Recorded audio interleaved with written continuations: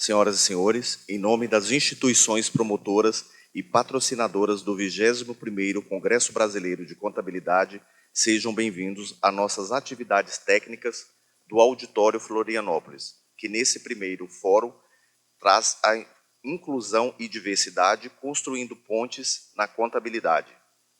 A composição do palco, nós temos o mediador, Carlos Adriano Santos Gomes, contador formado pela Universidade Estadual de Feira de Santana, mestre em contabilidade pela Fundação Visconde de Cairu, doutor em educação pela Universidade Federal do Ceará, psicólogo formado pela Universidade Federal do Ceará, diretor da Faculdade de Economia, Administração Atuária e Contabilidade da Universidade Federal do Ceará, coordenador do mestrado profissional em Administração Pública da Universidade Federal do Ceará e professor de mestrado profissional em Administração e Controladoria.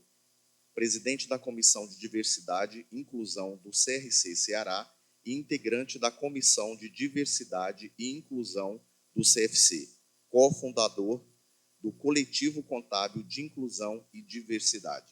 Neste momento, passamos a palavra ao moderador para suas considerações.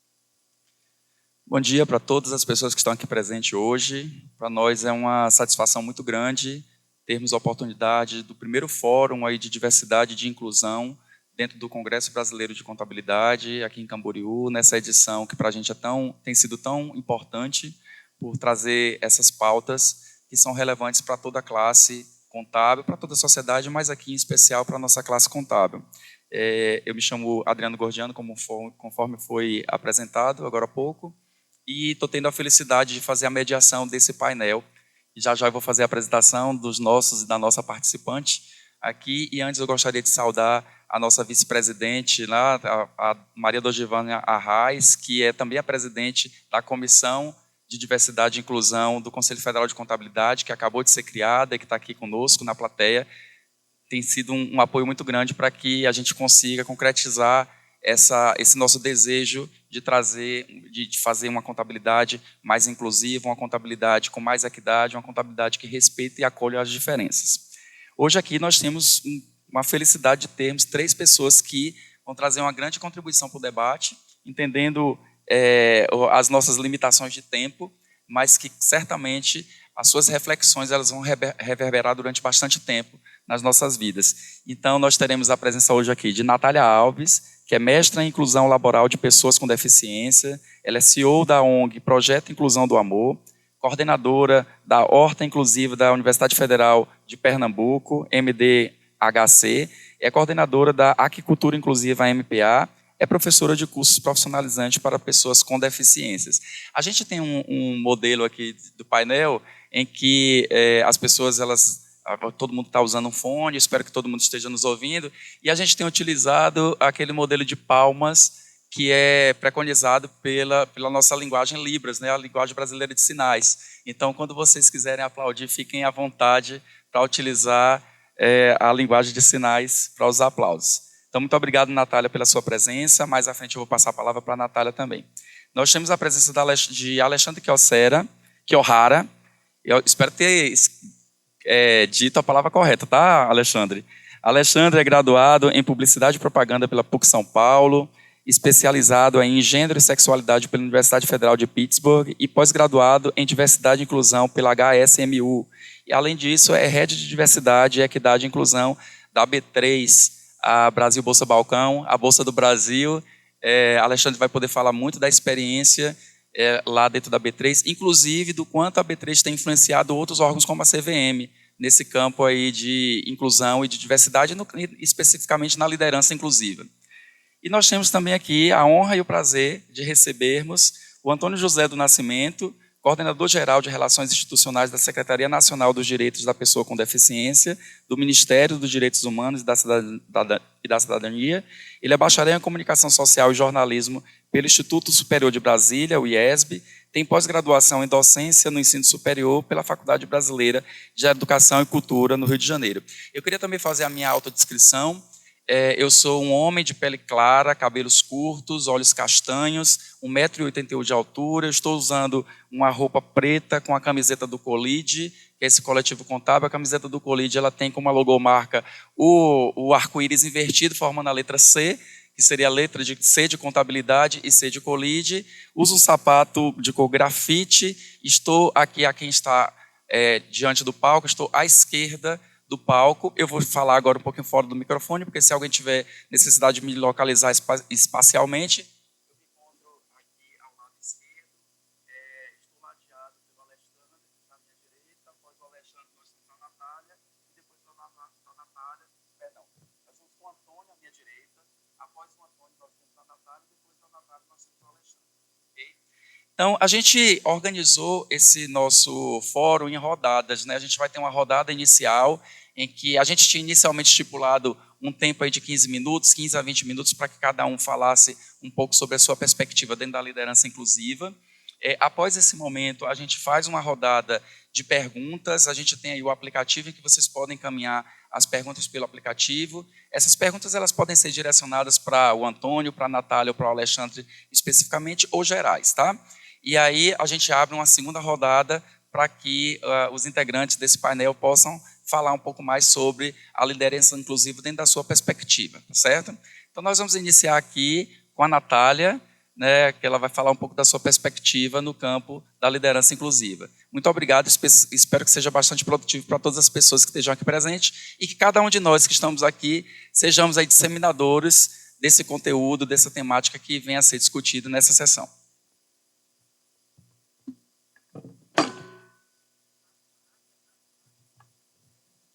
Bom dia a todos.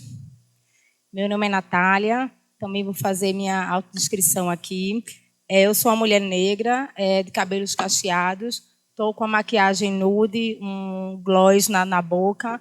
Estou com uma saia bege e uma blusa também bege. E estou com um escarpão nude. Sou baixinha e normalmente eu estou de salto. Eu gosto muito de salto.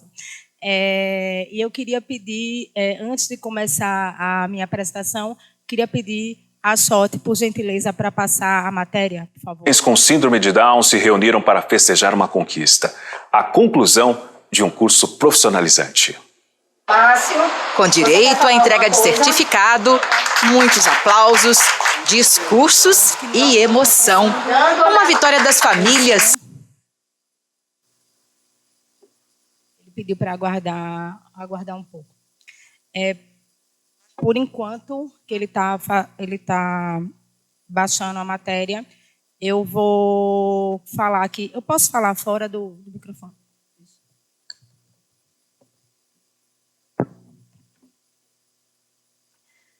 Homens com síndrome de Down se reuniram para festejar uma conquista, a conclusão de um curso profissionalizante. Com direito à entrega de certificado, muitos aplausos, discursos e emoção. Uma vitória das famílias cheias de orgulho. Muito mesmo, muito feliz. Mostra que todo ser é capaz. E os Downs têm essa possibilidade.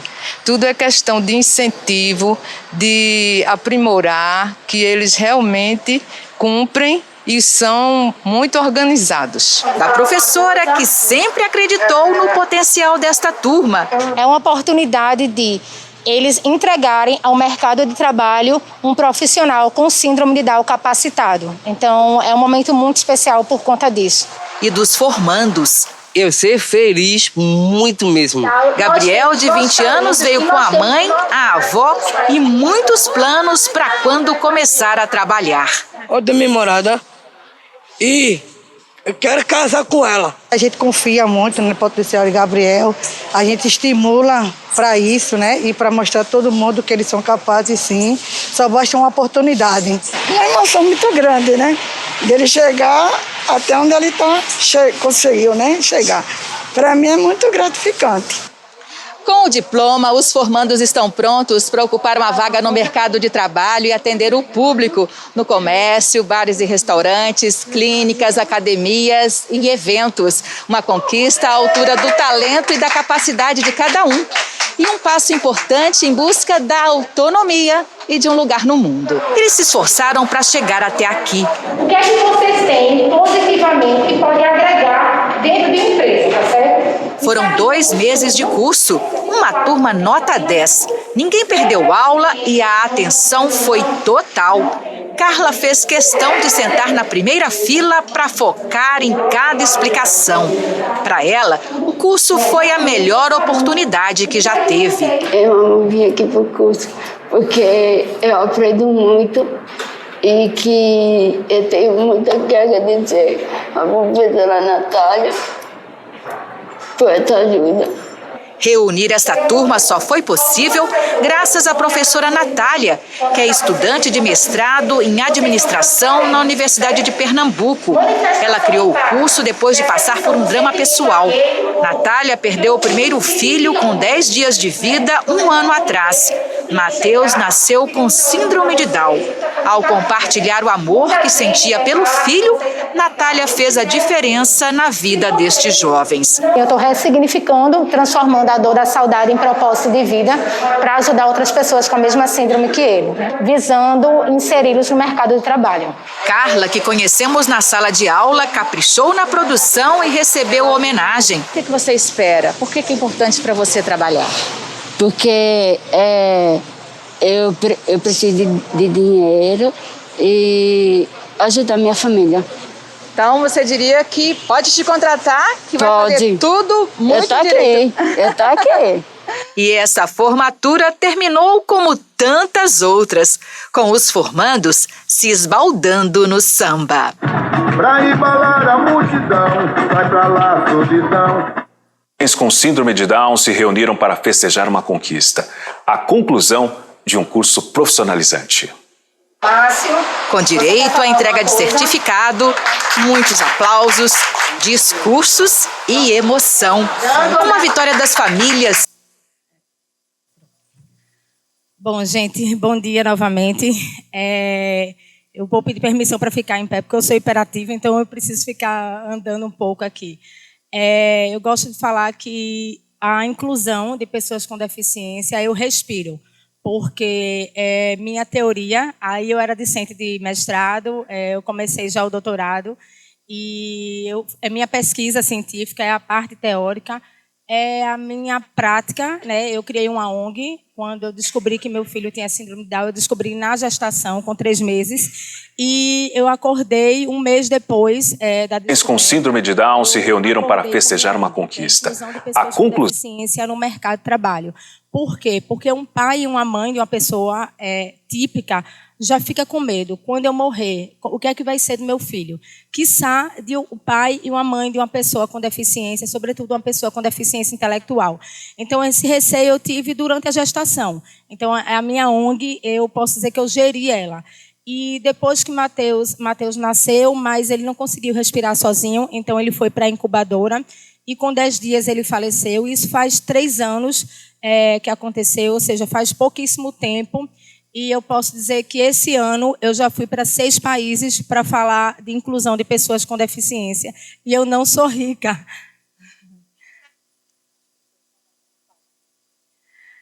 E quando a gente está alinhado à teoria, à prática, ao propósito de vida,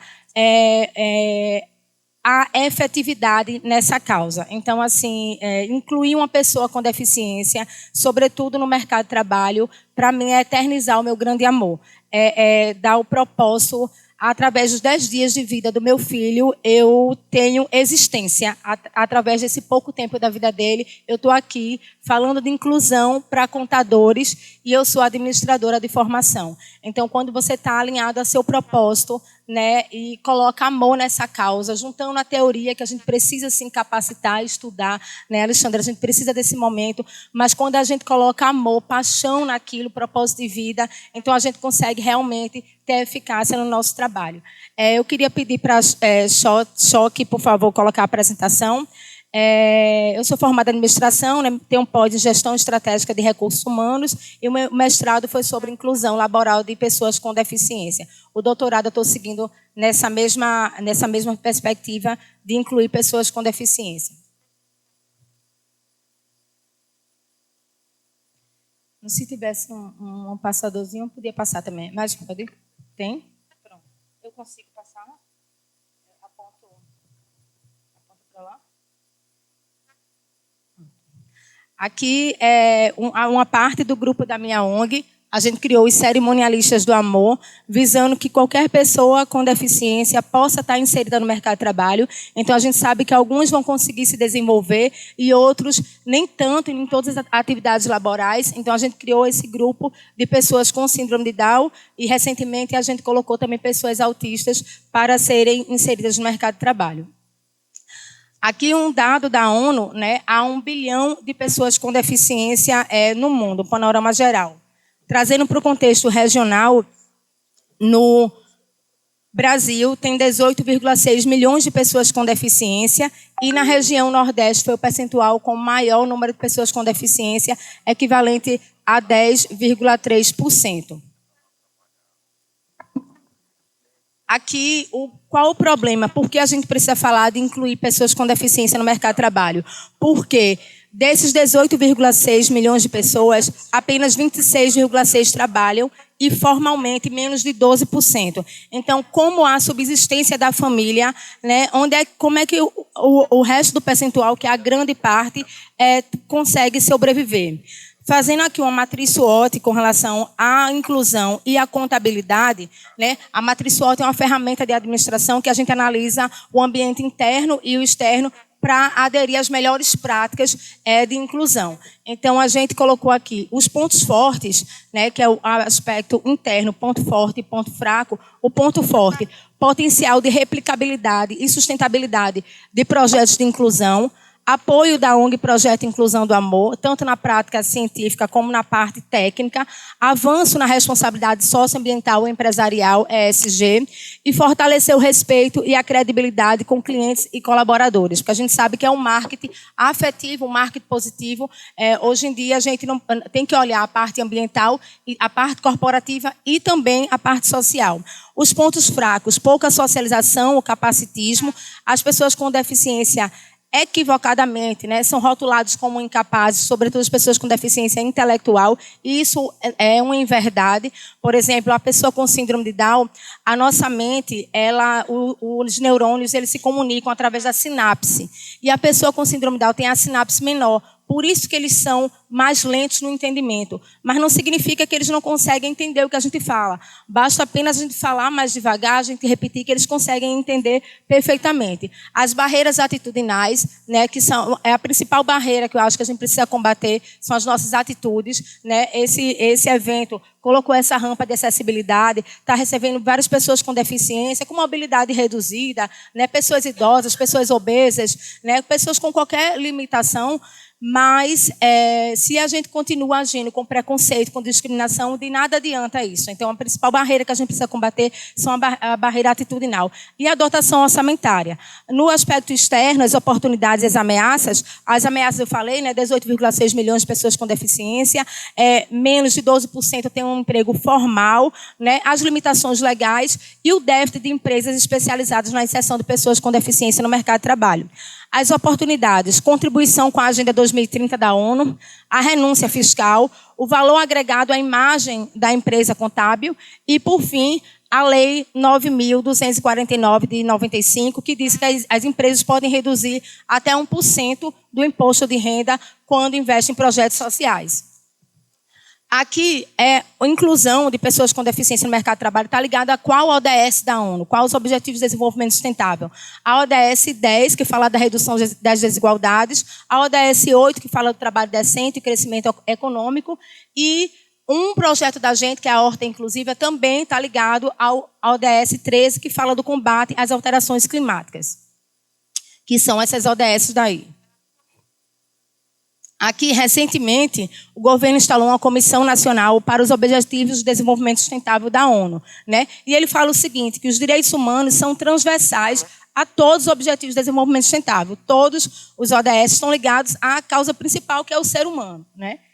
Aqui, eu vou apresentar um projeto que a gente tem, que é o Banco de Talentos para Pessoas com Deficiência, onde ele é composto de 4 Cs. A gente capacita a pessoa com deficiência, a gente capacita a equipe, a gente cadastra no Banco de Talentos, a gente conscientiza as empresas através de palestras e de eventos, e a gente, por fim, conecta a pessoa com deficiência ao mercado de trabalho.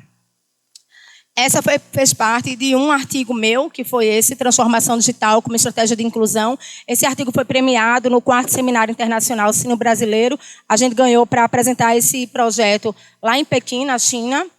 Aqui, esse outro trabalho, Formação Profissional de Pessoas com Síndrome de Down como Estratégia de Inclusão no Mercado de Trabalho, nós apresentamos na Conferência Internacional de Porto, em 2022. Aí a gente capacita a equipe e a gente capacita a pessoa com deficiência, principalmente a pessoa com deficiência intelectual. Aqui são 18 pessoas com síndrome de Down, que eu ministro esse curso profissionalizante de atendimento ao público, e essas 18 pessoas, após o curso, foram inseridas no mercado de trabalho, dentre as quais a Carla, que participou da matéria. Conscientizar, né? A gente conscientiza através de treinamento de inclusão e acessibilidade em empresas, como a gente fez aí, em 2 shoppings lá em Pernambuco. A gente deu a palestra, né, essa aqui foi no congresso, ano passado, de contabilidade, lá no Marotel, a palestra sobre inclusão, sobre desconstrução do capacitismo. A gente oferece, né, inclusão e acessibilidade em eventos. A gente também faz eventos, esse aqui é um Encontro Internacional de Inclusão como Estratégia de Inovação, onde a gente faz tanto no Brasil como faz fora do país. Esse aí foi na Europa, né, fizemos palestra em Portugal, na Suíça, na Bélgica e na Inglaterra. Aqui a gente fez esse ano os países lusófonos, com o objetivo da gente replicar o que a gente aplica aqui, sobretudo no continente africano, que lá as pessoas com alguns locais, as pessoas com deficiência são tidas como demoníacas. Então a gente foi lá falar sobre a desconstrução desse capacitismo e dizer que aqui no Brasil a gente está dando a oportunidade, mesmo que em pouco tempo as pessoas com deficiência eram colocadas num hospício, né, lá no manicômio, lá em Minas Gerais. E hoje, se a gente vê as pessoas trabalhando, sendo capazes, se destacando, tal como qualquer um aqui de nós, isso é possível aqui no Brasil, a gente está desconstruindo isso, gerando oportunidade, é possível fazer isso também na África. E nós fomos na África, na Tanzânia, agora em março, para falar sobre inclusão. Aqui passou, deixa eu voltar aqui. Aqui. Nós fomos nessa tribo Maasai, na cidade de Morogoro, na Tanzânia, para falar sobre a desconstrução do capacitismo. Aqui a gente participou do Fórum Permanente de Afrodescendente, com esse tema também de inclusão, lá em Genebra, esse ano em abril.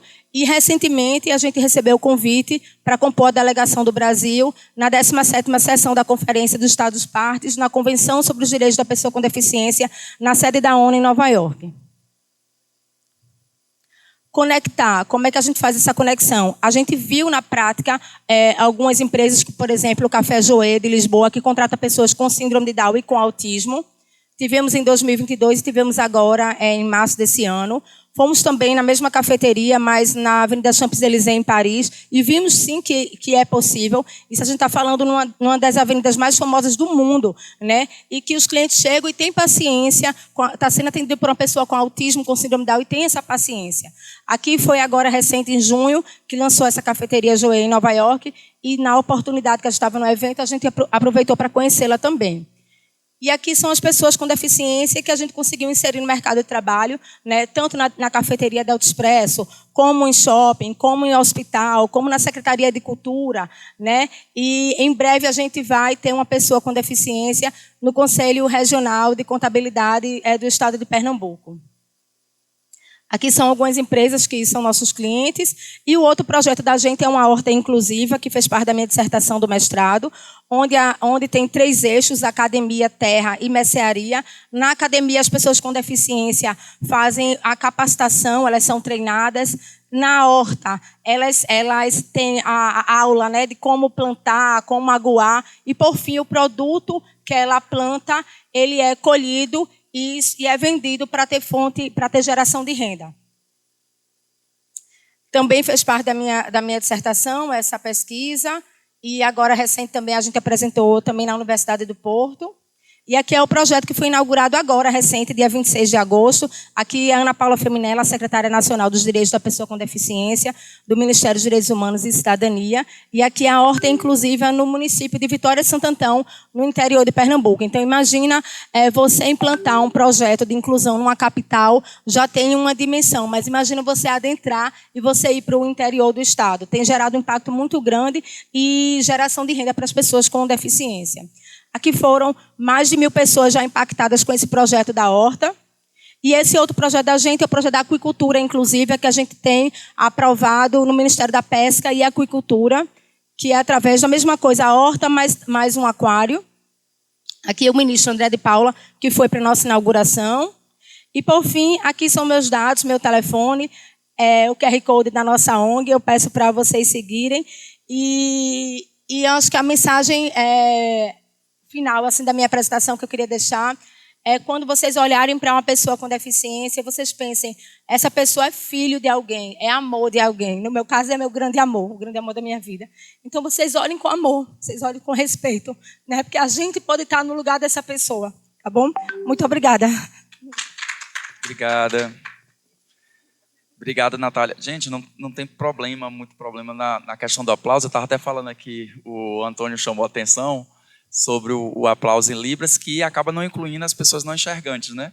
Então, a gente estava sempre avisando para ele aqui, olha, tá aplaudindo, o pessoal está aplaudindo aqui agora, que foi mais ou menos uma forma da gente não interferir nos painéis que estão acontecendo aqui ao lado. Natália, muito obrigado pela sua fala. A gente tem perspectiva aqui do terceiro setor, como a Natália acabou de trazer, o Antônio vai trazer uma perspectiva mais do primeiro setor, do campo governamental, onde ele tem a expertise, a experiência dele, e eu vou passar a palavra agora para o Alexandre, que traz uma discussão aí sobre essa liderança inclusiva dentro da perspectiva do setor empresarial, né? O Alexandre tem lá o contato com os maiores capitais que a gente tem no Brasil, que estão reunidos na Bolsa de Valores, e imagino que seja também um grande desafio desenvolver liderança dentro da perspectiva inclusiva. Então, muito obrigado, Alexandre Kiohara, que está conosco aqui hoje, que aceitou o nosso convite, que vai falar um pouco para a gente sobre a sua perspectiva. Obrigado, pessoal, pelo convite. Eu sou Alexandre Kiohara, eu sou um homem trans.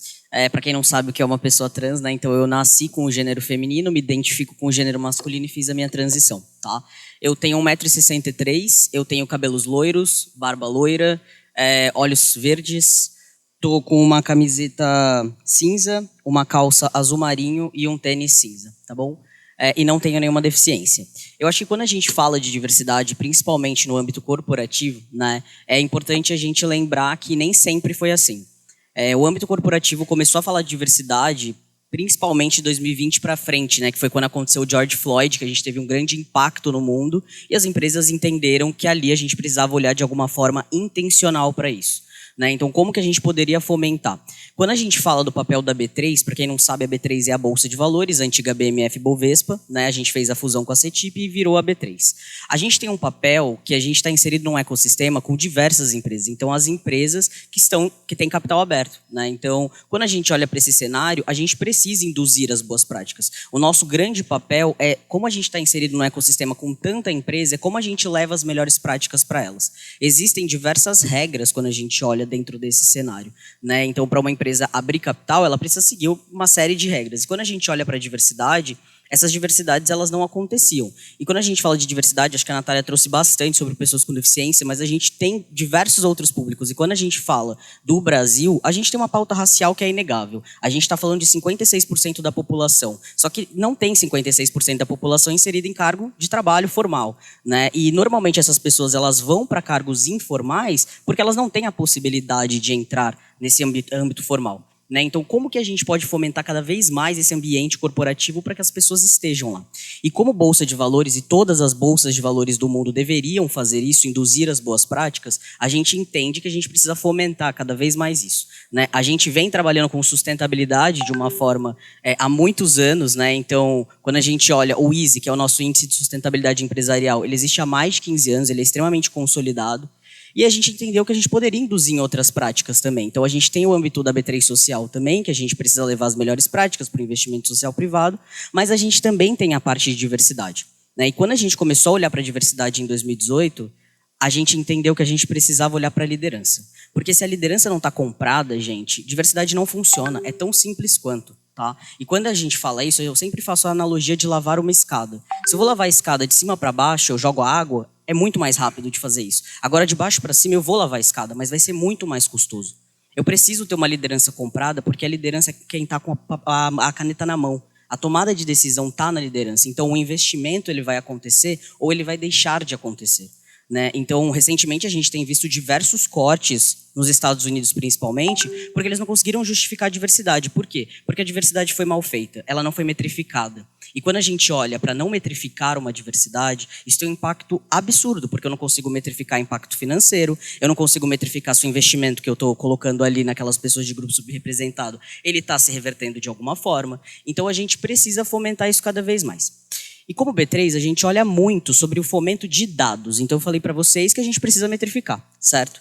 E quando eu olho para dados Brasil de diversidade, esses dados eles não são extremamente consolidados. Né? A gente teve um apagão de dados aí recentemente, a gente fala bastante do IBGE, né? O último que veio com ressalvas, e a gente entendeu que quando a gente fazia os estudos das empresas listadas, a gente não tinha diversidade. Então, das 343 empresas listadas, 327 não tem nenhuma pessoa preta em conselho. Vocês percebem que isso é 90%? É muita coisa. É um dado extremamente catastrófico quando a gente fala que 56% da população são pessoas negras. Né? Agora, quando a gente fala de mulheres, de gênero, 36% das empresas listadas tem alguma mulher em diretoria estatutária. É pouco. A gente tem 52% de mulheres no Brasil. Então, não existe essa equidade quando a gente olha. Né? A gente tem, sim, diversos avanços. A gente falou recentemente da lei de equiparação salarial. De alguma forma, né, a gente vem fomentando cada vez mais isso. Mas como a gente consegue fazer isso na prática? O líder, ele precisa ser inclusivo. A gente precisa de uma liderança inclusiva para fomentar ambiente. Então, por que diversidade não deu certo em vários lugares, como nos Estados Unidos, com esse retrocesso que as empresas estão tendo? Porque as pessoas não são incluídas. Se eu não me sinto incluído, não adianta eu fazer diversidade, aumentar a representatividade, fazer pacto com a ONU, compromisso, não interessa. Eu posso fazer o que for.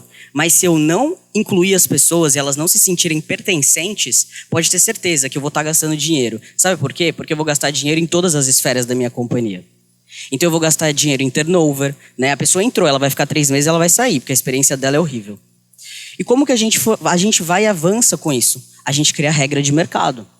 Então, se eu, como B3, eu tenho o papel de induzir essas boas práticas, de fomentar o mercado e levar cada vez mais, o que eu preciso fazer quando eu me deparo com esses números, desses estudos que eu olho das empresas listadas?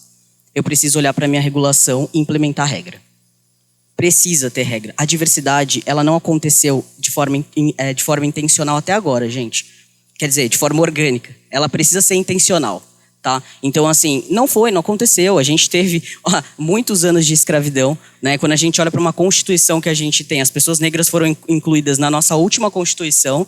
Então, é super complexo quando a gente olha de diversidade. Tá? E o que a gente precisa fazer quando a gente olha para isso de alguma forma? A gente precisa colocar regra. E o que a gente fez ao longo dos últimos anos? A gente colocou regra. Então, em 2023, a gente sugeriu para a CVM, né, o órgão regulador que regula vocês também, a gente olhou para a CVM e falou, olha, a gente precisa ter diversidade em conselho, porque a gente tem um dado aqui que ele mostra que de forma orgânica isso não vai acontecer. A CVM falou, tudo bem, traga uma proposta e a gente vai abrir uma audiência pública. E aí a gente sugeriu que tivesse mais pessoas de grupos subrepresentados em conselho, porque como eu falei os dados para vocês, isso não acontecia. E aí, no ano passado, a gente conseguiu aprovar o que a gente chama de anexo ASG.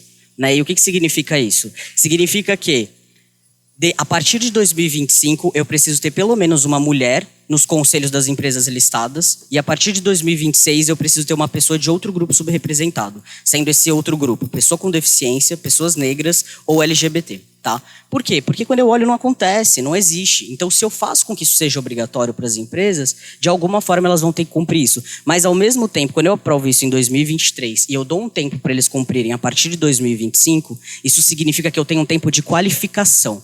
Porque é muito dito de que as pessoas colocam, né, as pessoas nos cargos só porque elas fazem parte de grupo subrepresentado. E muito pelo contrário, essas pessoas são muito capacitadas, acho que a Natália apresentou aqui também pra gente, né, eu tenho certeza que o Antônio também vai trazer bastante disso, mas as pessoas elas são muito capacitadas. Quando a gente dá oportunidade para uma pessoa que ela quer desempenhar, ela vai desempenhar. É muito diferente, né? A gente vê esse desenvolvimento acontecendo. Então, a gente dá um tempo para que essa regra ela aconteça. E a gente viu um grande índice das empresas procurando a gente, falando, B3, como que a gente faz para colocar cada vez mais pessoas? Vocês conhecem? E aí a gente ouvia as pessoas falando, mas não tem pessoa negra qualificada para sentar nessas cadeiras. A gente falava, não? Então, peraí. A gente formou mais de 100 pessoas junto com o IBGC, que é o Instituto Brasileiro de Governança Corporativa, né? Então, a gente formou pessoas negras para sentar em conselho. Não tem? Tá aqui, ó, 100. Um book com 100 para você escolher. Então, assim, como que a gente fomenta? A gente vai dar a regra, mas a gente também vai dar insumo para que as empresas cumpram. E a partir disso, a gente também, qualifica os dados. Porque hoje, grande parte das empresas, elas não têm esses dados qualificados.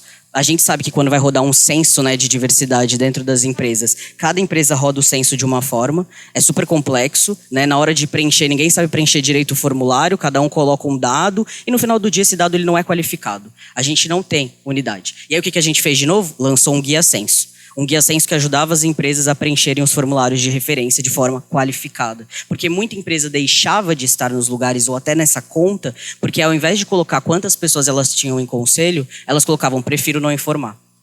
E se você prefere não informar, você vai sair de ranking de um monte de coisa, né? Então, quando a gente olha para cada vez mais qualificar tudo isso e trazer insumo para o mercado, a gente vê o quanto a diversidade avança, de fato. Tá? Então, a gente está aumentando em representatividade, mas a gente está aumentando em inclusão, porque a gente está começando a procurar as pessoas nos lugares certos. Por muito tempo, o nosso processo de trazer as pessoas ele foi excludente, porque a gente colocou sempre a barreira de precisa ser a melhor faculdade, eu preciso ter um currículo com 30 mil formações. Hoje já não é mais assim. Pelo menos não na B3. Pelo menos é o que a gente fomenta nas empresas listadas também. A gente começou a trabalhar com muito processo que ajudou muito a liderança, porque a liderança falava, mas o que eu faço? E aí a gente, junto com o time de atração e seleção, começou a procurar sim nos lugares certos e começou a trabalhar com currículo oculto. Sabe o que é currículo oculto? A gente, como atração e seleção, né, o time lá, pega os dados das pessoas qualificadas para a vaga, tira nome, gênero, faculdade, região, tudo, entrega para o gestor. Porque o gestor vai sem viés entrevistar aquela pessoa. Ele vai entrevistar a pessoa pela qualificação dela. E hoje, 94% dos nossos processos seletivos, eles têm pessoas de grupo subrepresentado. 74% das vagas que a gente fechou em 2024 são de pessoas de grupo subrepresentado. A B3 saiu de 8% de pessoas negras em 2018 para 27% de pessoas negras. A gente chegou onde a gente tinha que chegar? Não, porque a gente não está equiparado ao IBGE. Mas a gente fez um caminho consistente. Diversidade é consistência. Sempre vai ser.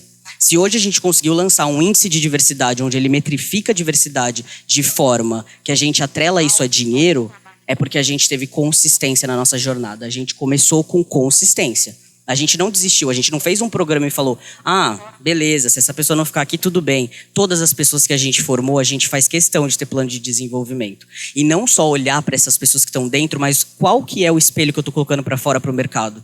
Eu não posso, como B3, simplesmente colocar as coisas aqui dentro e não levar para fora. Ou vice-versa, né? Ou eu falar para fora e não fazer para dentro de casa.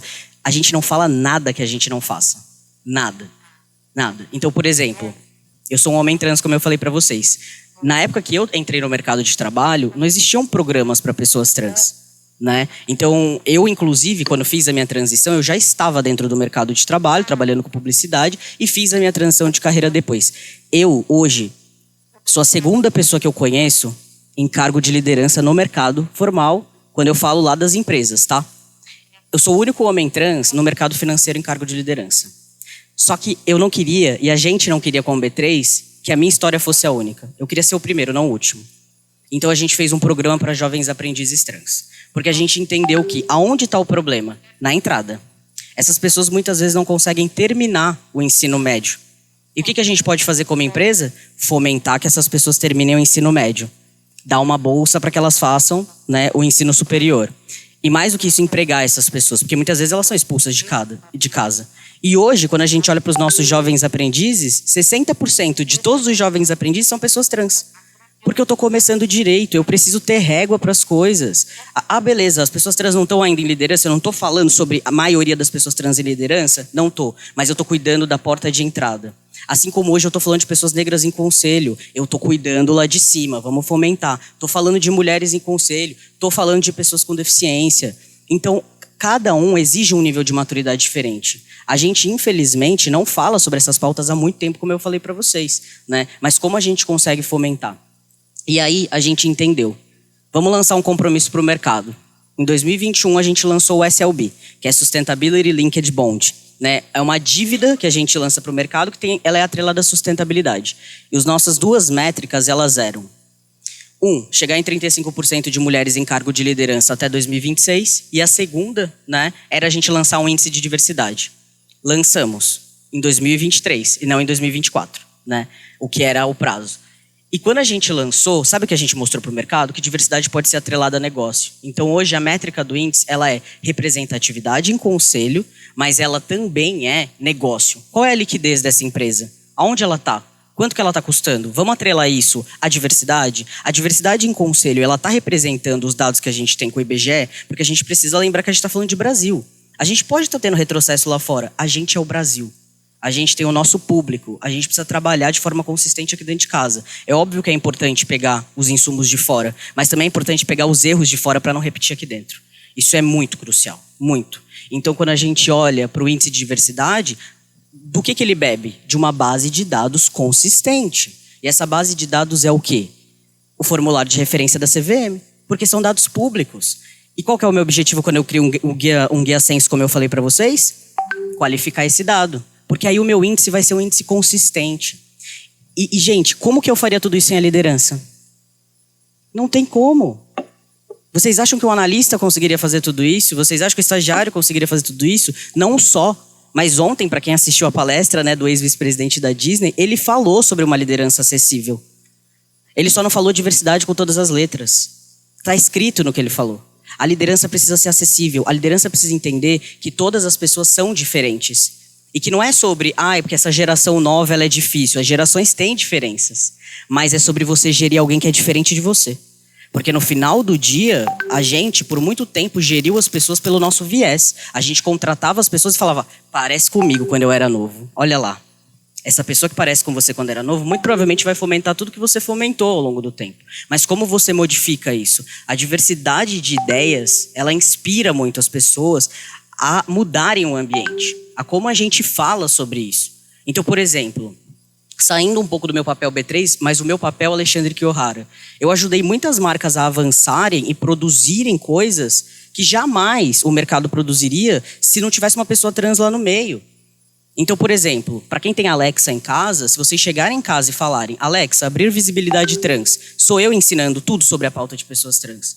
Porque eu fui lá, sentei com uma empresa e falei, como que a gente vai ajudar as pessoas a aprenderem?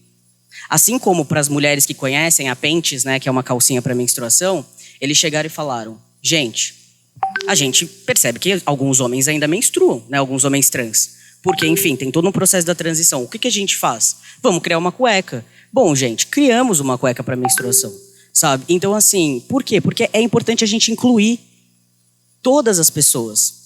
Hoje, quando a gente olha para custo, 74% de tudo que a gente tem de gastos no Brasil está em pessoas de grupo subrepresentado. Vocês têm visto os últimos produtos que têm sido lançados? Maquiagem, Band-Aid que mudou de cor. Porque é isso, é sobre inclusão. E o papel da liderança é fomentar essa inclusão. É o teste do pescoço. Olhem para o lado. Qual que é o teste do pescoço? Olha para o lado, vê quantas pessoas negras tem nesse ambiente que vocês estão. Vê quantas pessoas com deficiência tem. Façam isso dentro da empresa de vocês. Muitas vezes os contadores, eles prestam serviço para as empresas que estão cumprindo regras. E que se você, sozinho, não souber falar de diversidade e cumprir essas regras, a empresa vai exigir isso de você. E talvez ele nem exija, ele só te deixe fora. Porque outra vai estar fazendo. Vocês precisam fazer. A liderança precisa fazer. As pessoas precisam olhar. É isso. Perfeito. Obrigado, Alexandre. Vimos essa perspectiva do campo aí do setor empresarial, dos grandes players de mercado. E agora nós vamos ver um pouquinho uma outra perspectiva, outro olhar com o Antônio, que está aqui ao meu lado. Eu vou passar o microfone para você, Antônio. Aqui à sua direita. Bom dia a todas as pessoas. Eu sou Antônio José Ferreira, do Nascimento Ferreira. Sou um homem branco, cabelos grisalhos, penteados para trás, óculos escuros. Estou com a camisa azul, gravata azul e um terno preto. Bem, minha gente, primeiro agradecer a Elisa, agradecer a Dogivânia, agradecer ao pessoal, né, que nos convidou, aqui ao Adriano, nosso fundador, cofundador do Colide. E o Colide vem colidindo com esses desafios no intuito de quebrar barreiras, aqui também dentro do CFC. Então, assim, quero cumprimentar aqui a professora Natália, o Alexandre, parabenizá-los pela apresentação. Bom, eu vou conversar um pouco com vocês na perspectiva da pessoa com deficiência, mas também vou trazer aqui um rápido enfoque governamental. Eu fiquei cego aos 5 anos de idade, né? Eu nasci lá no sertão de Pernambuco, nasci com visão monocular, eu era cego só de um olho, e numa cirurgia para recuperar o olho que era perdido, o médico mexeu no olho que era bom, e aí eu fiquei cego total. Interessante que quando eu saí da cirurgia, meu pai falou assim para o médico: mas doutor, não era só um olho que o senhor tinha cuidado, senão que eu fiz um trabalho bem feito. E ficou bem feito, que até hoje não reverteu mais, né? Não sei qual a perspectiva que ele tinha, mas enfim, estamos nós aqui nesse trabalho, né, nessa luta aí já de muitos anos. Gente, nós vamos falar de pessoas com deficiência. Eu achei bom que o Alexandre deu um enfoque mais geral, né, dos grupos minoritários. Eu vou falar mais daqui do lugar de pessoa com deficiência. Certamente, Alexandre, já coloco aqui para você, o avanço que vocês têm feito lá na B3, ele tem conseguido incluir muitos grupos. E pessoas com deficiência certamente é o grupo menor, talvez seja. Depois você me diz. Esse exercício do pescoço, ele é muito interessante, né? Quantas pessoas com deficiência nós temos aqui hoje, nesse evento? Né? Não sei. Quantas pessoas surdas, quantas pessoas cegas, quantas pessoas com deficiência física, quantas pessoas com deficiência intelectual. Nós ainda estamos caminhando para um reconhecimento, para fugir da invisibilidade. Nós ainda somos pessoas muito invisíveis. E eu queria falar para vocês que no Brasil, conforme até trouxe aqui a Natália os números, nós somos 18 milhões de brasileiros e brasileiras com algum tipo de deficiência, segundo os dados da PNAD. Mas isso é tão assim, é difícil de encontrar essas pessoas, Adriano, que em 2000 nós éramos 14,5% da população, em 2000. No censo de 2010 nos disseram que nós éramos 23,9%. Olha, em uma década a gente sai de 14 para 23,9%. Aí, agora a PNAD diz que nós somos 8,6%. Veja, que até o IBGE tem dificuldade de nos encontrar. Mas esse processo de invisibilidade e de exclusão, a consequência da outra coisa, a exclusão das pessoas com deficiência é que tornou esse público invisível. E por que invisível? E quais são os grandes prejuízos dessa invisibilidade? Os grandes prejuízos dessa invisibilidade são vários prejuízos, muitos prejuízos, não é? Você não ter acesso aos mesmos espaços, às mesmas condições que as demais pessoas. Então isso causa invisibilidade. Nós tivemos muitos prejuízos quanto à nossa identidade das pessoas. Vocês vejam, no começo do século XX, nós éramos chamados de inválidos ou incapazes. Ainda hoje, quando alguém sofre um acidente e procura o contador, e procura a contabilidade, ele vai buscar uma reparação, vai buscar muitas vezes uma aposentadoria por invalidez. E nós somos inválidos, então vem essa história da invalidade do outro. Então já começa assim. Incapazes. Nós somos incapazes. Ainda se fala em espanhol, pessoas discapacitadas. Entendeu assim? Então, a questão da capacidade, da incapacidade desta pessoa. Aí a gente foi, dormiu, Natália, inválido, incapaz, acordou excepcional. Porque resolveram que essas palavras eram muito duras e que, na verdade, nós éramos excepcionais. Aí você pula do grotesco para o magnífico. Está entendendo? E aí eu fico perguntando, mas quem é excepcional mesmo? Eu acho que excepcional é o Luiz Gonzaga, cara, que saiu do sertão de Pernambuco, vai puxando a sardinha para nós, e virou uma celebridade. Né? Santos Dumont, que fez uma geringonça voar. Está entendendo? Aí esses caras, Luiz Braille, um cara que ficou cego, né, desenvolveu um método que os cegos lêem até hoje. Eduardo E. Quem foi Eduardo E? Eduardo E foi um francês que veio para o Brasil desenvolver a língua brasileira de sinais no século XIX. Já pensou? Um francês surdo inventar uma língua brasileira, entendeu? De sinais ainda mais. Esse cara era excepcional, mas por que eu tenho que ser excepcional? Eu sou obrigado a ser excepcional, né? Então eu saí de incapaz e inválido e eu virei excepcional.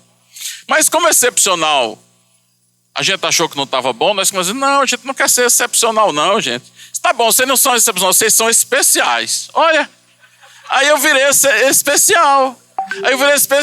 Aí tudo que for especial é mais caro. Olha, comida especial é mais cara, entendeu?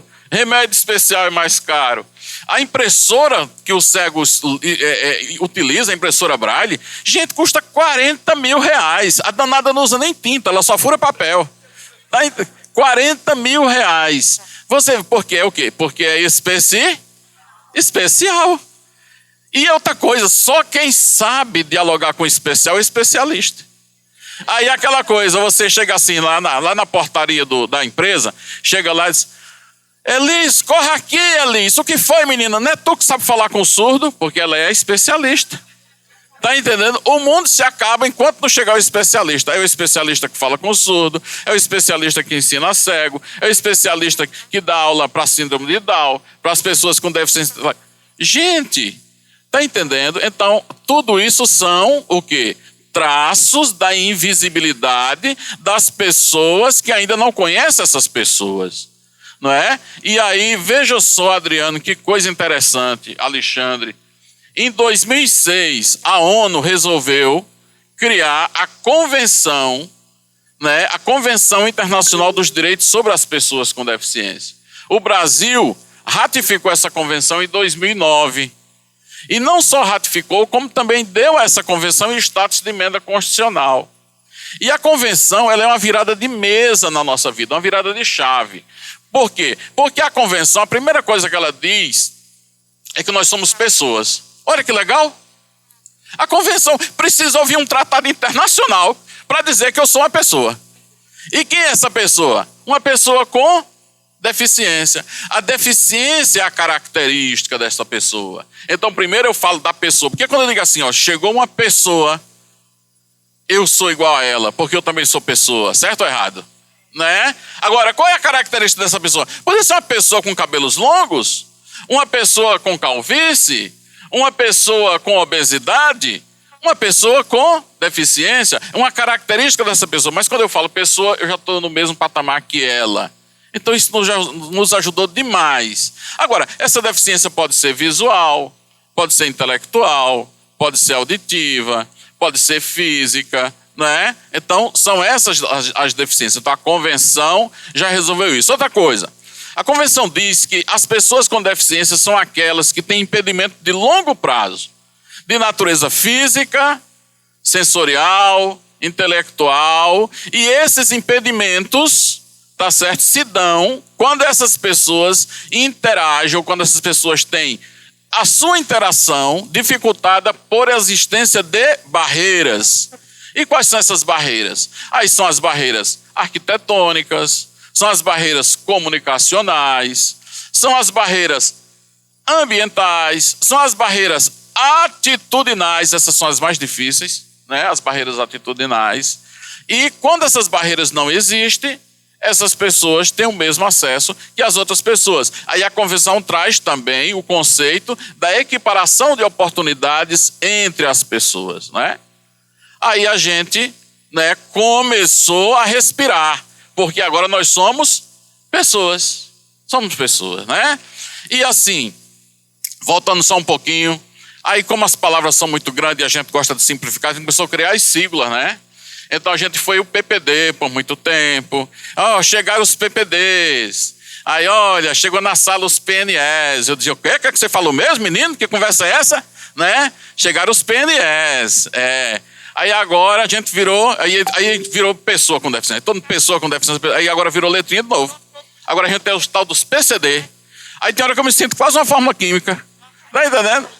Chegou um PCD. Outro dia eu disse, será que estamos chamando de PVC? Não, é PCD mesmo. PCD, carro para PCD, cadeira para PCD. Entendeu? Gente, quando a gente transforma as pessoas em letrinha, a gente despersonifica essas pessoas. Né? Então, pessoa com deficiência, a gente lutou demais para ser pessoa. Só somos pessoas desde 2009, não faz nem... Vai fazer 15 anos. Aí agora já não é mais, já virou letrinha. Agora vocês imaginam. Deixa eu tomar um pouquinho d'água aqui. Ainda tem um tempinho aí, tem? Aí vocês imaginam. A gente tá nessa luta. Aí a gente tá... Né, separado, invisível, excluído, os cursos, né? Eu estudei, olha, veja só, eu estudei, Natália, tu que é professora lá de Recife, eu estudei no Instituto de Cegos, dos meus 12 aos 16 anos, numa escola que era todo mundo cego, os professores, os alunos, tudo cego, apagava a luz, a gente nem sabia, só porque o ventilador desligava, né? Desligou o ventilador, opa, apagou a luz, faltou energia, nem sabia, o professor contava dando aula lindamente, e a gente assistindo lindamente, né? Sem energia, né? E a gente tá lá, tudo cego. Eu pensava que meu mundo era aquele. Aí eu saí desse modelo da escola segregada e fui para a escola integrada. Era assim que chamava. Que era assim, você pegava a criança com deficiência e colocava lá na sala de aula e ele que se vire. Tá entendendo? E aí uma luta muito grande. Aí depois eu saio da escola integrada, eu vou para a universidade, né? Aí já é outra perspectiva, né? Então, esses arranjos, né? As pessoas não nos conhecem, não sabem sobre nós. As pessoas, olha, chega perto de o cara lá em Goiânia, né? Uma autoridade lá municipal, o cara diz assim, tudo bem com o senhor? Eu disse, fale baixo, eu sou cego, eu não sou surdo. Ah, é mesmo? Tá entendendo? Então, assim, eu estou com o Marco Antônio, meu assessor, levanta a marca, o pessoal saber quem é tu. Pronto, Marco Antônio, meu assessor. Pagando café ontem, a moça perguntou para ele assim, ele quer café com leite ou sem leite? Aí ele disse, pergunte a ele. Né? Ele fala. As pessoas é assim, sabe? Não, cego, não fala, sabe assim. Ai, meu Deus, tá entendendo? Então, por que isso? Porque as pessoas não convivem com a gente. Não convivem. Não é? Eu vou perguntar só os que têm mais de 40 aqui. Não precisa ninguém se manifestar para não denunciar a idade. Você que tem mais de 40, com quantas pessoas com deficiência você estudou na 4ª série? Na 4ª. Quantos tinha lá? Então tu tem mais de 40, é? Nenhuma. Mas elas existiam, sim ou não? Existiam. Sempre existiram. Olha, as pessoas com deficiência existem desde os tempos de Jesus. Jesus curava cego, curava paralítico, né? Não é verdade? Então já existe há muito tempo, né? Alexandre, você estudou com alguma criança com deficiência quando você estava na terceirinha? Estudou. Alexandre é mais jovem, viu? Sou, 28. Já se entregou também, viu? Tá entendendo? Já pegou a escola integrada barra inclusiva, né? Pois é, gente. A minha filha tem 10 anos. Outro dia ela disse assim, papai, o Rodrigo hoje se desorganizou. Eu disse, ele é um menino desorganizado, derrubou a bolsa no chão. Eu disse, não, papai, ele é autista. Então, as crianças que estudam com os autistas, com as crianças autistas, sabem que a criança com autismo se desorganiza. Não é assim, professora Natália? Né? Por quê? Porque estão convivendo. Agora eu lhe pergunto, o empresário, vamos falar agora para os empresários, contadores, né? As pessoas que estão aqui. Né? Os empresários, a grande maioria, não cresceu com a gente. Não estudou com a gente. Não jogou bola com a gente. Não passeou com a gente, não viajou, não namorou. E aí? Eu falo namorada, outro dia eu falei, namora, a pessoa com deficiência namora também, tá? Não, porque tem até filho, faz até menino. Pois é, né? Outro dia a mulher me perguntou assim, se eu for contar para você a minha história, no ônibus, no ônibus, a mulher perguntou assim, que eu cego não dirige, nem anda de ônibus, né? Aí a mulher perguntou a mim assim, disse, posso lhe fazer uma pergunta? Eu disse, pode. Se você tem filho, eu disse, tem. Se eles são assim feitos vocês, senão eles são pequenininhos. Ela disse, não, mas eles são assim, a senhora quer dizer cego? Ela, sim, é porque a palavra é feia, né? O povo não gosta de falar, né? Aí eu disse, não, eles enxergam. Eu disse, ai, como Deus é bom. E sua mulher? Aí eu disse assim, não, ela enxerga. Disse, nossa, como ela é uma pessoa boa, não é? Disse, ela é ótima, casou comigo, né? Então assim, né? Mas voltando aqui à história. Então o empresário, ele não conviveu com a gente, né? Ele não. Aí agora o governo estabelece uma lei que diz que tem que cumprir cota nas empresas, tem que contratar as pessoas com deficiência, não é? Aí vem outra lei, a lei 14.133 diz que para poder você ser exitoso na licitação, essa empresa também tem que ter pessoa com deficiência, certo ou errado? Artigo 63, não é, professor? Pois é. E agora? Como fazer essas pessoas? Né? Como é que eu faço agora? Porque, gente, olha, a realidade da empresa é o seguinte, empresa não nasceu para fazer caridade, não. Empresa, ela quer o quê? Ela quer que eu produza e ela paga pela minha produção, certo ou errado? Mas a empresa não me conhece. A empresa não sabe o que eu sei fazer. O empresário não conviveu comigo, não estudou comigo, né? A moça do recurso humano também não me conhece, não conhece as pessoas com deficiência. E agora? Aí, como essa invisibilidade que nós temos também beira um pouco, ela falseia, ela se equilibra entre o desconhecimento, que é da geração desse preconceito, desse conceito prévio sobre essas pessoas, mas isso também falseia para uma perspectiva caritativa. Já notaram que tudo para a gente é lindo, é o amor, né, é a coisa bela, e a vida não é assim, gente, infelizmente. Queria que fosse tudo para a pessoa com deficiência fosse tudo muito amoroso. Não é, a realidade é dura, não é? Então, ou esse empresário contrata essa pessoa e bota ele lá num cantinho para ele não fazer nada, como muitas empresas fazem isso. Não, eu estou cumprindo cota. Maravilha, parabéns. E o que é que ele faz? Não, ele faz aí alguma coisinha aí, fica em casa. Tem empresa pagando para as pessoas com deficiência ficar em casa. Por quê? Porque ela não sabe o que é que essa pessoa pode fazer na empresa. As barreiras que nós enfrentamos na escola, na profissionalização, na qualificação, também são enormes. Nós somos pessoas. E as pessoas podem serem dispostas a lutar e podem ser dispostas a ficar acomodadas, correto? Então vai ter pessoas com deficiência, então tá bom, me deixa aqui mesmo, pagando meu salário tá bom. Aí outros chato feito o Antônio Zé, não, o que é isso? Está me pagando? Eu quero trabalhar, não é? Eu quero produzir. Então vai muito dessa mobilização. Então, para a gente já ir fechando aqui a minha conversa com vocês, eu acho que a gente precisa de que se haja uma mediação, né? O governo vem tentando fazer um trabalho, né, que é estabelecer no Brasil os profissionais, criar uma categoria chamada agentes de inclusão do emprego com apoio. E esses agentes de inclusão, eles vão ficar na empresa como fica hoje o técnico de segurança do trabalho, né? Ele fica para apoiar essa transição, a chegada dessa pessoa na empresa, remover essas barreiras. Gente, como é que você quer que uma pessoa surda seja produtiva na sua empresa se ninguém sabe conversar com ela? Eu lhe pergunto, você seria produtivo no Japão se você não souber japonês? Nunca que você vai ser produtivo num lugar que você não sabe falar a língua deles, das pessoas ali. Como é que uma pessoa cega vai ser produtivo na sua empresa se essa pessoa não sabe caminhar dentro da empresa, se ele não tem autonomia nenhuma? Então nós temos que remover as barreiras. Primeiro, as barreiras arquitetônicas para que ela chegue na empresa. Depois as barreiras comunicacionais e, sobretudo, as barreiras atitudinais, para que as pessoas reconheçam que essa pessoa é um seu colega de trabalho, produtivo igualmente a você, para que não seja ali estimulado no trabalho o ambiente do capacitismo, né? E é um desafio muito grande, isso tudo na empresa. Por quê? Porque nós, pessoas com deficiência, também temos nossos corpos extraordinários. Estar em uma cadeira de rodas é diferente. Conversar com as mãos é diferente. Uma pessoa cega é diferente, não é? Uma pessoa com deficiência intelectual é diferente.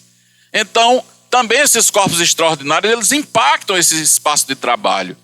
Então, é importante demais haver essa mediação para que essa experiência de inclusão produtiva possa ser uma experiência exitosa e que a empresa não fique ali pagando um salário simplesmente para não pagar uma multa, não é? Trocando o pagamento de um salário por uma multa, para que essa pessoa seja uma pessoa produtiva de fato nessa empresa, não é? Não seja um tratamento caritativo, mas seja um tratamento como se dá com outras pessoas, que é um tratamento, né, por um trabalho de qualificação, por um trabalho bem qualificado, por um trabalho, né, que gere dividendos para essa empresa.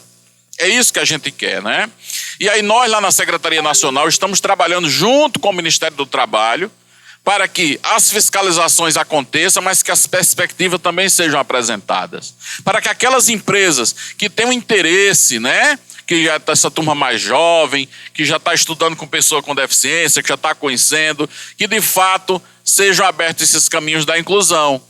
E aí a gente vem facilitando, né, os grandes mutirões de empregabilidade. A gente vem trabalhando com o Ministério do Trabalho para que haja mais recursos para a formação dessas pessoas, a qualificação e que a formação do agente do emprego com apoio, possa ser uma realidade no Brasil, para que as empresas possam se sentir apoiadas e possam encontrar essas pessoas com deficiência que, através do seu perfil, né, da sua condição, da sua capacidade laboral, poder ser uma pessoa produtiva na empresa. Para não ficar só aquela coisa, tu contratou surdo para ser embalador, eu vou contratar também, eu tenho um supermercado, vou contratar também para ser embalador.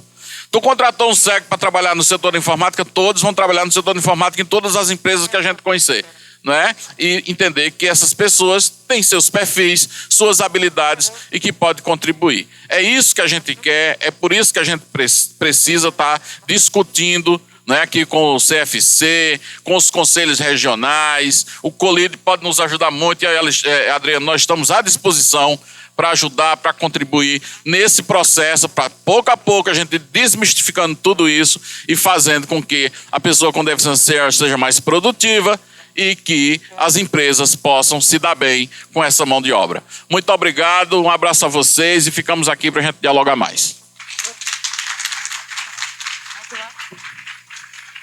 Obrigado, Antônio. Eu queria dizer que você é excepcional, sim, não pela sua condição física, mas por a contribuição que você traz para a gente e para esse mundo. A gente recebeu uma pergunta aqui do Edevandro Felício de Castro. Ele direcionou aqui para o Alexandre, mas eu vou pegar essa pergunta e trazer tanto para a Natália, para o Alexandre e também aqui para o Antônio. Sobre a questão de inclusão, né? Ele pergunta se a inclusão não deveria começar nas escolas. Nossas crianças estão sendo preparadas para conviver e aceitar essa inclusão social. E aí eu complemento, Alexandre, Natália e Antônio. O Antônio falou aqui sobre as legislações que estabelecem aí políticas públicas de inclusão, o que a gente chamaria de cotas, né? Natália trabalha na perspectiva de formação. Alexandre, lá na B3, também tem uma questão de perspectiva de formação, mas de um diálogo de como criar estratégias. Como é que a liderança, como é que se constrói liderança a partir dessa perspectiva? Né? Nós temos, como o Antônio pontuou aqui, uma política pública que tem lá um percentual, a legislação que estabelece, mas corre-se esse risco de a empresa contrata, a pessoa fica em casa, a empresa contrata e aquela pessoa, no caso aqui das pessoas com deficiência, né, ficam em posições menores nas questões relacionadas a outros grupos subrepresentados. Também você corre esse risco. Eu contrato pessoas, nós tivemos alguns casos aí que surgiram na mídia de empresas que foram fazer processos seletivos específicos para pessoas negras. O quão isso é desafiador, porque essas pessoas que foram selecionadas, elas vão ascender também a cargos de liderança. Então, como é que fica essa questão da formação e na perspectiva da liderança inclusiva, para fugir apenas da obrigatoriedade legal, para que essa obrigatoriedade legal seja apenas um start para a inclusão de fato dessas pessoas? Boa. Eu, Alexandre, sempre achei que essa parte da inclusão deveria acontecer desde o colégio. Acho que isso é fato, a gente precisa ensinar, na verdade, as pessoas a se respeitarem desde criança, né? É inclusive bem mais complexo você ensinar o adulto a respeitar a pessoa que está ali do lado dele e mostrar que essa pessoa ela também é capacitada a entregar igual ou mais, né? Então eu acho que isso é óbvio, né? Eu sempre pensei muito que a parte da base da educação é a mais importante para tudo isso. Quando a gente olha para formar liderança inclusive, eu acho que tem muito da perspectiva do que o Antônio trouxe, que é se as pessoas que hoje estão em liderança, elas costumam ter ali, né, a faixa de acima de 35, 40. Isso é comum. Bom, se essas pessoas não estudaram com essas pessoas quando elas eram mais novas e a formação delas como liderança não foi sendo uma liderança inclusive tendo uma equipe diversa, de fato vai ser muito mais complexo. A gente precisou colocar, inclusive, um treinamento obrigatório de liderança inclusiva. E isso tem muito mais a ver com a inclusão, sim, da pessoa do que, de fato, com a representatividade. Porque a representatividade, se a gente quiser, se a gente fizer os processos, se a gente mudar esses processos, como eu falei para vocês, de atração e seleção, a gente consegue. Mas eu acho que foi perfeita a fala do Antônio quando ele traz sobre a inclusão, de como a gente está recebendo essas pessoas, de como a gente está cuidando. E para mim, né, sempre o âmbito público e o privado, eles precisam andar juntos, porque eu preciso de uma legislação muitas vezes para quem não é comprado. Infelizmente, a diversidade ou a inclusão, né, enfim, quando a gente fala porque são coisas diferentes, elas vão ter que acontecer de um jeito ou de outro, né? Hoje a gente fala sim mais das pautas, porque a gente também tem um avanço de tecnologia onde as coisas são expostas nas redes sociais, né? Então, muito do avanço que a gente teve foi porque, enfim, como eu falei pra vocês no começo, George Floyd chamou atenção, porque foi gravado. Se não tivesse sido gravado e ninguém tivesse visto, como que a gente ia de fato garantir que aquilo aconteceu e ter a mudança que a gente teve globalmente? Não teria acontecido, muito provavelmente. Então, a gente tem muito disso. Então, quando a gente olha para esse âmbito, a gente precisa, sim, focar para uma liderança e falar sobre essa inclusão e trazer exemplos que acontecem dentro de casa. Então a gente faz muito isso no nosso treinamento de liderança, inclusive ele é obrigatório assim como qualquer outro módulo, compliance, LGPD, tudo que a gente tem quando a pessoa ela entra na companhia, para que a gente possa desmistificar. Eu acho que uma outra coisa é uma comunicação muito alinhada com cultura. Diversidade não acontece sem cultura. Não acontece. A gente sempre fala que isso precisa estar dentro da cultura da empresa. Não vai acontecer de forma descolada. Não tem como. Então, quando a gente olha da comunicação, ela precisa ser uma comunicação alinhada, né? Então, a gente, por exemplo, falando especificamente de pessoas com deficiência, a gente começou a desmistificar, né? Como que a gente tira os estigmas? A gente fez até um quadro ali na nossa comunicação chamado Fato ou Fake. Por quê? Porque a gente entende que tem muita coisa que as pessoas com deficiência, elas estão sim em cargo de assistente. Não, elas não estão. A gente tem diretor, né? A gente tem inclusive bastante gente em cargo de liderança que são pessoas com deficiência. Então, como a gente desmistifica tudo isso? Como a gente desmistifica uma contratação, né? Às vezes o gestor vem com aquela coisa, é vaga marcada? Então quer dizer que eu posso promover a pessoa? É claro que você pode, a pessoa ela não é a vaga dela. Se ela for capacitada para ser promovida, você vai promover. Mas eu tenho que cumprir. Não é sobre cota, a gente sempre fala isso. A cota, ela é algo que, de novo, ela é intencional. Porque hoje a gente não funciona sem isso, né? Por isso que hoje existem cotas nas universidades, por isso que existem cotas nas empresas, porque não aconteceu organicamente até agora. A gente precisa fazer um movimento, gente. A cota, ela é para ela ser eterna? Não. Ela não deveria, né? Se fosse, a gente teria um problema. Então, quando a gente olha para isso, a gente entende que sim, as pessoas elas vão entrar, mas o maior papel da liderança é como a gente fomenta o dia a dia, é como a gente capacita eles para que eles no dia a dia incluam essas pessoas de fato e que a gente consiga avançar, tá? Então, eu acho que aqui, quando a gente olha para a educação, a gente precisa trazer essa educação de alguma forma, já que ela não aconteceu na base, para essa gestão, né? Então, assim, não aconteceu lá? Então vamos dar treinamento obrigatório, vamos falar sobre, vamos trazer para eles o histórico. No final do dia, acho que o Antônio traz muito a linha do tempo, e para mim isso é perfeito. Diversidade no Brasil é uma aula de história que a gente nunca estudou. A gente nunca estudou a história de verdade como ela deveria ser. Seja das pessoas com deficiência, seja das pessoas negras, enfim, quando a gente vê, a gente não trouxe. Então, como a gente traz isso para o âmbito corporativo de forma, de fato, obrigatória ali, para que a gente possa fomentar isso? E a gente vê mudança, né? A gente vê muita mudança quando a gente olha para isso. Então, eu acho perfeito. Essa questão da escola, eu pergunto aqui para vocês, o que mais as pessoas com deficiência escutam, os pais escutam quando levam a criança para a escola, é a seguinte frase: a nossa escola não está preparada. Aí eu pergunto, qual é a escola que está preparada? Para que pessoa a escola está preparada? Como é que se dá essa preparação de uma escola? Gente, a escola é o lugar mais excludente que existe no mundo, é a escola. Por que você está dizendo isso? Porque no Brasil, todo mundo tem que ser bom de matemática, de português, de química, de física, biologia, história. Tem que ser um gênio. Está entendendo? E tem a galera que é boa de humanas que não é boa de exata, certo ou errado? Aqui é a turma que é boa de exata, que é tudo contador. Está entendendo? Mas bota contador para escrever artigo, tem gente que tem muita dificuldade, porque ele gosta de número, ele não gosta de letras. Mas é assim. Olha, se a escola já é excludente para as pessoas que aparentemente não têm uma deficiência, você imagina para quem tem deficiência, para quem é pessoa com deficiência, isso aí é muito mais. Hoje a nossa juventude, os adolescentes, é porque a gente assim não fica falando disso, sabe? Mas são inúmeros casos de tentativa de suicídio, de mutilação, automutilação, né? São os desafios que os jovens sofrem. Por quê? Porque eles estão sob pressão. E onde é que acontece a pressão? Na escola. A pressão é na escola. Porque a competitividade. E em que condição essa pessoa com deficiência está competindo com a outra? E é nessa perspectiva que a gente diz assim, a escola precisa estar preparada para receber todas as pessoas. E que todas as pessoas tenham as mesmas condições. Isso é um grande desafio. Agora, quando a gente chega na empresa também, que é um espaço de competição, né? Mas a gente está tendo as mesmas armas, a gente está tendo as mesmas condições de competir. Então, é sobre isso que a gente também precisa de falar, né? Precisa pensar, precisa refletir, né? Em que condições nós estamos. Então, assim, acho que a gente vai precisar construir uma sociedade mais tolerante, mais capaz de se imaginar no lugar do outro, ter mais empatia, né?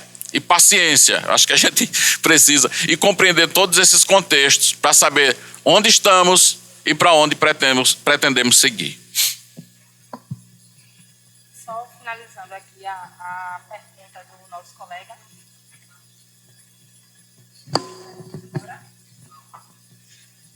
Tá certo. Agora? Oi.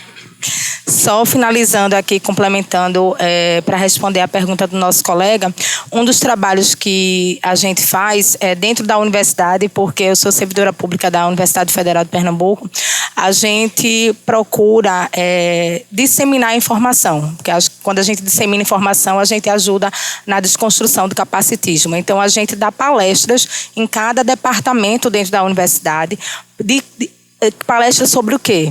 Sobre as barreiras e também como a gente deve tratar um discente sem deficiência, como é que ele deve tratar um discente com deficiência. Como o professor deve tratar um aluno com deficiência, né? A gente sabe que no curso de pedagogia a gente não aprende a lidar com uma pessoa com deficiência. Então a gente precisa fazer as especializações, como o Antônio bem falou, para poder estar apto. Mas isso deveria ser uma cadeira dentro, né, de todos os cursos universitários, né? Para a gente saber lidar, porque é uma pessoa, antes da deficiência é uma pessoa. Então a gente precisa saber lidar. Então a gente ministra curso dentro da universidade e também em escola. Escola justamente por quê?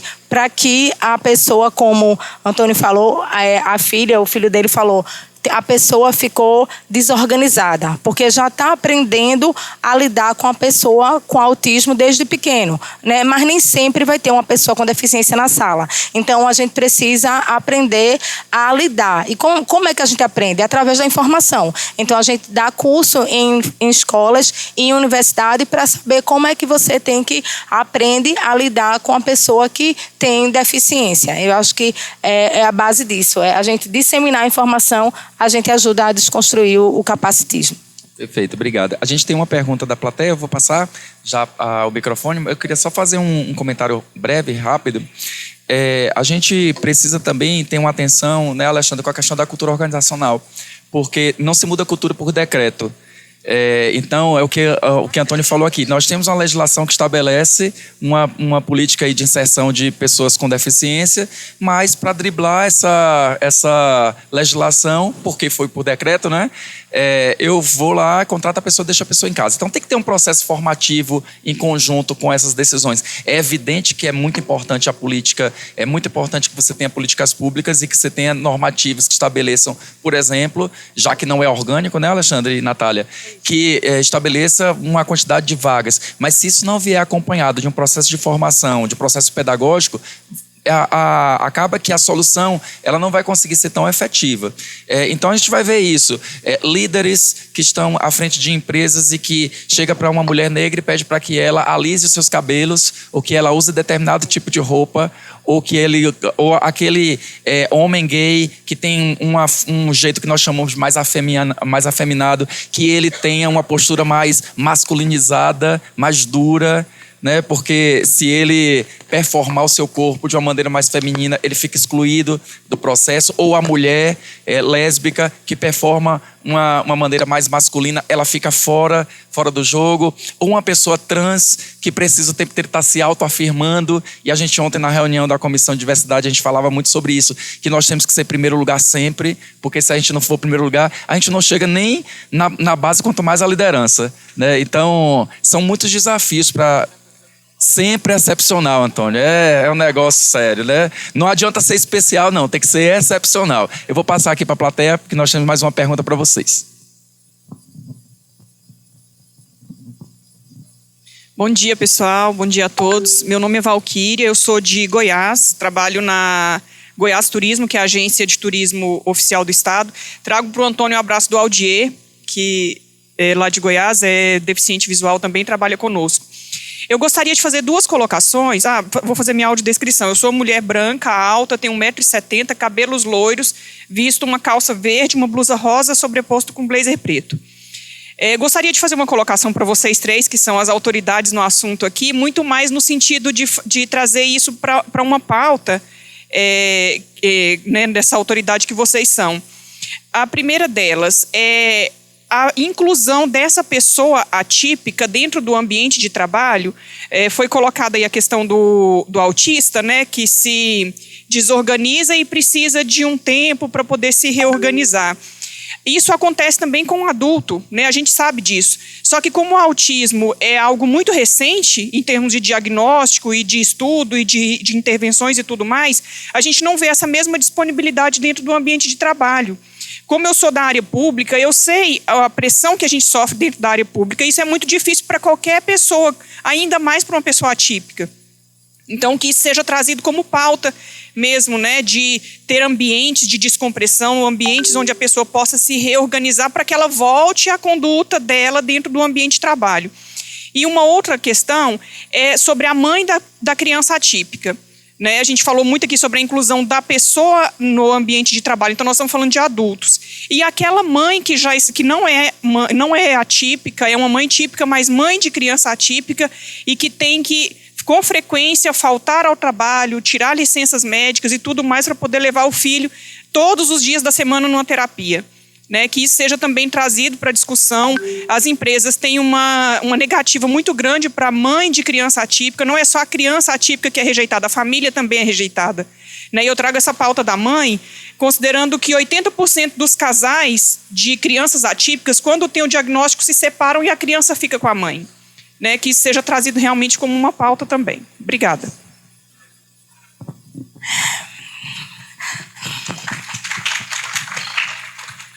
Obrigada pela pergunta. A mãe, estão ouvindo? A mãe é muito invisibilizada, né? A gente tem um programa dentro da nossa ONG que é Cuidando de Quem Cuida. E aí a gente sabe que muitas delas têm uma vida de abdicação. E quando o filho consegue ter alguma autonomia, elas já estão numa idade mais avançada e o mercado de trabalho não quer recebê-las, inseri-las. Então, a gente criou o grupo dos cerimonialistas e criou um coffee break servido exclusivamente por pessoas com deficiência intelectual. Nós vimos isso na ONU e a gente replicou isso no evento. A doutora Dosivânia estava presente no nosso evento e assim, todo foi servido por pessoas com síndrome Down e com autismo. E quem estava ali também trabalhando, as mães das pessoas com deficiência.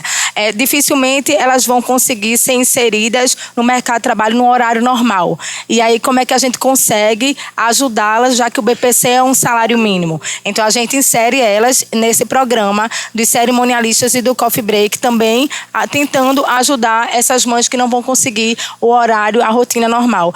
E, além disso, a gente criou uma lojinha, a Loja do Amor, onde elas produzem os produtos e vendem através da internet. Na internet a gente consegue inserir pessoas que não vão conseguir plantar, aguar, colher, por ter uma mobilidade bem reduzida, mas elas conseguem trabalhar de casa e vender o produto, e as mães também conseguem ser inseridas dessa forma. E parabéns pela pergunta. Eu acho que é um desafio que a gente tem esse, né? Assim, de você prover também mecanismos, porque isso aqui que a Natália trouxe é uma experiência muito exitosa, mas é uma experiência localizada lá no trabalho que ela faz, lá no território dela, né? Então a gente precisa, enquanto governo federal, né, e inclusive tem até a notícia ontem, entrou em votação a política do cuidado, né, que é uma política que está sendo desenvolvida pelo Ministério do Desenvolvimento Social, Família e Combate à Fome e o Ministério dos Direitos Humanos, mas para que justamente essa mãe também tenha um espaço produtivo, não é? E que ela não fique apenas como cuidadora dessa criança para o resto da vida, né? Para esse adulto para o resto da vida, que essa criança cresce, vira adulto, né? E fica aí parada no tempo. Então temos esses desafios. Na perspectiva da empresa, não é, que não sabe exatamente o que é que acontece com aquela pessoa, se a pessoa contratada com deficiência e na contratação já se tem o conhecimento que a deficiência intelectual, que ele é uma pessoa com autismo, não é? É importante que essa empresa saiba, não é, dessas possibilidades e que crie os espaços de descompressão. Os espaços de descompressão nas empresas não é só para a pessoa com autismo, mas para os outros funcionários que muitas vezes trabalham muito sob pressão, né, e precisam em algum momento, no momento de descanso, no intervalo, ter um espaço ali para descomprimir um pouco, né, para relaxar um pouco, para voltar a trabalhar. Isso é já uma realidade em muitos países, a gente começa já a pensar nisso aqui no Brasil, já inserindo isso aqui também no espaço corporativo, né? Então é importante ter esse entendimento, que a pessoa com autismo, ele pode se desorganizar e depois ele se reorganiza e volta a trabalhar e volta a produzir, né? Então, por isso que precisa do agente de inclusão do trabalho com apoio para justamente desmistificar essas questões, quebrar essas barreiras, informar as pessoas, fazer essa mediação. E isso é uma coisa importante que a gente precisa começar a implementar. Eu vou ser breve, porque eu acredito que a gente já deve estar nos minutos finais aqui, mas o seu ponto ele é excelente. Quando a gente foi fazer isso na B3, a gente fez um programa, por exemplo, de contratação para pessoas dentro do espectro autista, e ele tinha toda uma preparação, seja da gestão para entender que essas pessoas precisam de rotina, elas se desorganizam, mas elas precisam de rotina, então o gestor não podia marcar uma reunião de uma hora para outra, ele tinha que ter todo um cuidado, tinha que fazer a rotina junto com a pessoa, né? Então isso ajudou muito a gente a avançar, porque de um lado as pessoas entenderam, né, o que precisava ser feito, e do outro a gente trouxe um ambiente de inclusão. Uma outra coisa que a gente fez bastante, que eu acho que foi muito legal, foi o ambiente, o quanto a gente foi mudando. Então, assim, teletrabalho, isso é uma coisa extremamente crucial. E teletrabalho, ele é uma ferramenta de gestão. Você olha para o seu time e você vê quem são as pessoas que elas performam, mas que para elas, quando eu dialogo com elas, faz sentido elas ficarem na casa delas. Porque muitas vezes, para uma pessoa dentro do espectro autista, o caminho até o trabalho é um caminho desgastante. É um caminho que gera uma crise de ansiedade por conta do barulho. Então, por exemplo, a B3, ela fica no centro de São Paulo, né? Então, quando a gente olha ali do lado da 25, é estressante, né, a pessoa chegar ali. E a gente foi e falou assim, bom, o que a gente pode fazer? O teletrabalho, né, para que essa pessoa entenda quais são os melhores dias para ela ir. E quando ela quiser ir, a gente pegou as salas focos que a gente tinha e transformou em salas de foco, sim, mas prioritariamente para pessoas dentro do espectro autista ou com TDAH. tá? Então eu acho que isso é super crucial. E sobre os pais, a gente teve que fazer diversas alterações, inclusive extra plano de saúde. Porque, por exemplo, o plano, ele determinava X sessões de terapia. E a gente falou, bom, infelizmente a gente não pode ter essa trava, porque a pessoa precisa ir todo dia. Então, quando você traz o teletrabalho também para esses pais, né, por mais que essas pessoas não trabalhem ali na companhia, as pessoas dentro do espectro, a gente tem os pais. Então, como que a gente consegue fomentar para que essa pessoa consiga se deslocar e também entregar o trabalho dela? Então, no final do dia, essas mães continuaram performando, os pais também, porque a gente também tem pais, e todo mundo continuou performando e conseguindo entregar o que precisava. Então, de novo, é sobre inclusão, é sobre a gente olhar para isso. É muito legal o que o Antônio fala sobre a gente ter essas pessoas, esses agentes, e é como, na verdade, ao meu ver, a gente pega essas pessoas que já cuidam de diversidade e inclusão dentro das empresas e a gente dá um upgrade nelas para elas olharem para a inclusão, né? Essa é a verdade, porque essas pessoas estão ali, mas não necessariamente elas estão entregando essa inclusão. Elas estão olhando para a parte de diversidade. Mas eu acredito que seja isso. Perfeito. Gente, nós estamos... Obrigado, Alexandre. Obrigado, Natália. Antônio, nós estamos encaminhando aqui para o final, mas antes de encerrar, nós temos aqui algumas integrantes da nossa comissão de diversidade e inclusão do CFC. Eu queria que vocês se levantassem para que as pessoas comecem a se acostumar com quem são essas pessoas que estão trabalhando para desenvolver dentro do nosso campo. Antônio, nós temos aí 6 pessoas que se levantaram. São 5 mulheres e um homem que se levantou, e tem eu que também faço parte, além de outros integrantes, né? Que compõem a nossa comissão para trabalhar sobre a perspectiva da inclusão e da diversidade no nosso Conselho Federal de Contabilidade. Agradecer muito a presença de vocês. Eu vou falar uma coisa que pode ser clichê, mas é verdade. A gente poderia ter ficado aqui muito mais tempo, porque eles têm muito mais a contribuir. Que seja um primeiro momento, Alexandre, Natália e Antônio, de muitos em que a gente possa desenvolver ações e ter a oportunidade de conversar com um pouco mais de calma. É muito importante para a gente entender que a escada tem que começar a ser lavada de cima, sabe, Alexandre? Para que a gente consiga desenvolver o trabalho da maneira mais adequada, sem o consumo de tantos recursos e otimizado em busca de resultado. Natália, muito obrigado pela emoção que você traz da sua experiência pessoal. Arrancou lágrimas aqui da plateia, né, de se transformar um momento tão doloroso, tão difícil na sua vida em Fortaleza. Eu queria falar aqui especialmente também para a nossa fórmula química excepcional, Antônio. Muito obrigado pela sua presença aqui, a todas as pessoas que estão aqui presentes, os nossos intérpretes de Libra. E a gente vai ter, agora na sequência, vocês permanecem aqui com a gente, porque nós vamos ter a segunda etapa desse nosso fórum de diversidade e inclusão já, tá bom? Um grande abraço para todos e para todas, sigamos fortes. Expressamos nossa profunda gratidão por suas valiosas contribuições ao nosso evento. Suas apresentações não apenas iluminaram temas, mas inspiraram os participantes a buscarem novas perspectivas e soluções inovadoras em suas áreas de atuação. Reconhecemos o tempo de esforço dedicado para acompanhar seus conhecimentos e experiência conosco, e graças a especialistas como vocês que conseguimos enriquecer o debate e promover um ambiente aprendizado e crescimento mútuo.